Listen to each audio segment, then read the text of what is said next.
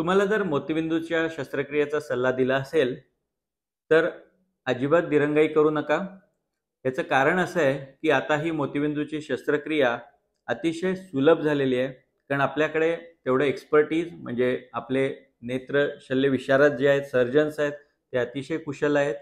त्याचप्रमाणे आपली जी यंत्रणा आहे, मशिनरी आहे, ती अतिशय अद्ययावत आहे. म्हणजे पाश्चिमात्य देशात सुद्धा इतके चांगले मशीन्स मिळणार नाहीत, तेवढे आपल्या नंदादीप नेत्रालयामध्ये उपलब्ध आहेत.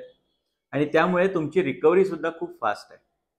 जनरली मोतीबिंदूच्या ऑपरेशन नंतर अवघ्या 5 ते 7 दिवसानंतरच तुम्ही पूर्ववत सर्व कामे करू शकता. जर तुमचं लेझर असिस्टेड सर्जरी झाली असेल, तर याच्यामध्ये तुम्ही अवघ्या 3ऱ्या दिवसापासून डोळ्याला पाणी लावायला काहीच हरकत नाही. तुमची जर फेको पद्धतीनं ऑपरेशन झालं असेल, तर 7 दिवसानंतरच तुम्ही डोळ्याला पाणी लावू शकता, चेहरा धुवू शकता. त्यामुळे जखम भरण्याची जी प्रोसेस मोतीबिंदूच्या ऑपरेशन नंतर या अद्ययावत सगळ्या यंत्रणेमुळे झालेली आहे, ती खूप फास्ट आहे. तुम्हाला जर ऑफिसमधून वेळ मिळत नसेल, तर अवघा 5 ते 7 दिवसाच्या अवधीमध्ये तुम्ही ऑफिसला जॉईन होऊ शकता. त्यामुळे या मोतीबिंदूच्या ऑपरेशनची खूप टाळाटाळ करणं शक्यतो टाळा. कारण मोतीबिंदू हा जितका लवकर आपण ट्रीट करतो, त्याचे 2 फायदे होतात.